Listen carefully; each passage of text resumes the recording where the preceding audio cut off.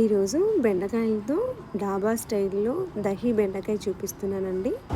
ఇందులో కాంబినేషన్గా జీరా రైస్ బాగుంటుంది. సో ఈరోజు ఆ రెండు రెసిపీస్ని కలిపి చూపిస్తున్నాను. సో ఫస్ట్ బెండకాయలను అయితే ఇందాక చూపించినట్లుగా 1 ఇంచ్ వరకు కట్ చేసి పెట్టుకోవాలండి. అలాగే 1 కప్పు వరకు పెరుగుని ఇలా మనము బీట్ చేసుకొని పెట్టుకోవాలి.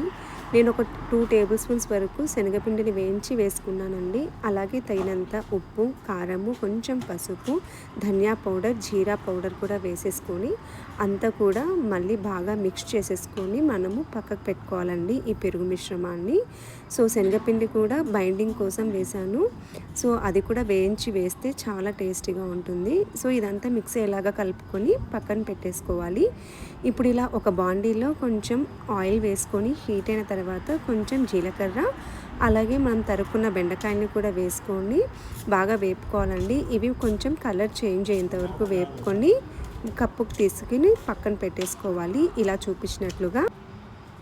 సో ఇప్పుడు ఈ బెండకాయలన్నీ కూడా నేను ఇలా ఈ కప్పుకి తీసేసుకొని పక్కన పెట్టుకుంటున్నానండి. ఇప్పుడు అదే సేమ్ బాండీలో 1 టేబుల్ స్పూన్ వరకు మళ్ళీ ఆయిల్ వేసుకొని పోపు గింజలు, రెడ్ చిల్లీ, అలాగే ఒక 2 పచ్చిమిర్చి చీలికల్ని కూడా వేసేసుకొని వేపుకోవాలి.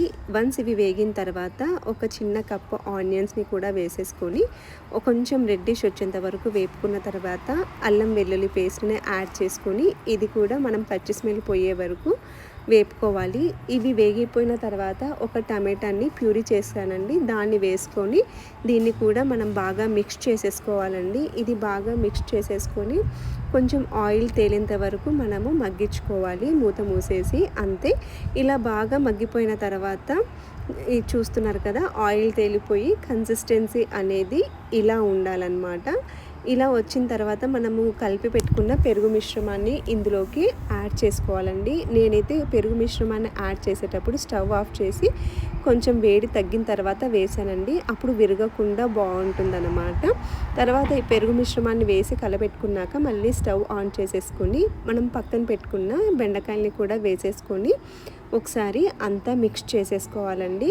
ఇక్కడ మిక్స్ చేసుకున్న తర్వాత మీరు టేస్ట్ చూసి ఇంకొంచెం ఉప్పు కానీ కారం కానీ పడాలనుకుంటే వేసేసుకోవచ్చు. సో ఇలా బాగా మూత మూసి మరిగించుకున్న తర్వాత కన్సిస్టెన్సీ అనేది ఇలా కొంచెం థిక్గా అవుతుంది. అలాగే బెండకాయలు కూడా చక్కగా ఉడికిపోయి ఉంటాయండి. సో ఇలా వచ్చినప్పుడు మనం స్టవ్ ఆఫ్ చేసేసి పక్కన పెట్టేసుకోవాలి. ఇందులోకి జీరా రైస్ చేశానని చెప్పా కదండి, అది కూడా చాలా సింపుల్గా అయిపోతుంది. ఒక 2 టేబుల్ స్పూన్స్ గీ వేసుకొని అలాగే ఆయిల్ కూడా వేసుకున్న తర్వాత దీంట్లోకి మనము మసాలా దినుసులన్నీ కూడా వేసేసుకోవాలండి. వన్స్ ఇవి బాగా వేగిన తర్వాత ఇందులోకి తరుక్కున్న పచ్చిమిర్చి చీలికల్ని కూడా వేసేసుకోవాలి. ఇలా ఇవి కూడా వేగిన తర్వాత పొడుగ్గా తరుక్కున్న ఆనియన్స్ని వేసుకొని లైట్గా వేపుకోవాలండి. ఇవి కొంచెం రెడ్డిష్ వచ్చిన తర్వాత ఇందులోకి అల్లం వెల్లుల్లి పేస్ట్ని కూడా వేసేసుకొని బాగా పచ్చి స్మెల్ పోయేంత వరకు వేపేసుకోవాలి. ఈ ఆనియన్స్ అనేవి కూడా బాగా రెడ్గా కొంచెం గోల్డెన్ కలర్ వచ్చేంత వరకు వేపుకున్న తర్వాత జీరా పౌడర్ వేసుకోవాలండి, అప్పుడు బాగుంటుంది. సో ఇవన్నీ బాగా వేగిపోయిన తర్వాత నానబెట్టుకున్న బాస్మతి రైస్ని కూడా వేసేసుకోవాలి.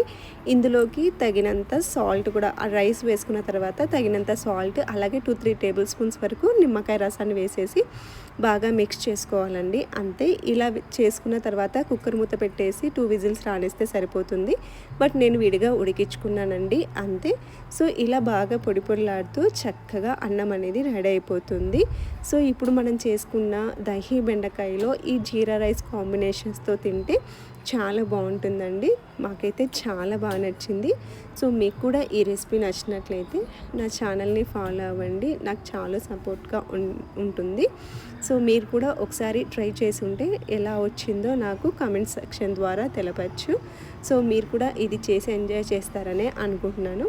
సో మీకు కనుక నచ్చినట్లయితే ఒక లైక్ చేసి, షేర్ చేసి, సబ్స్క్రైబ్ చేసుకోండి. Thank you so much for watching.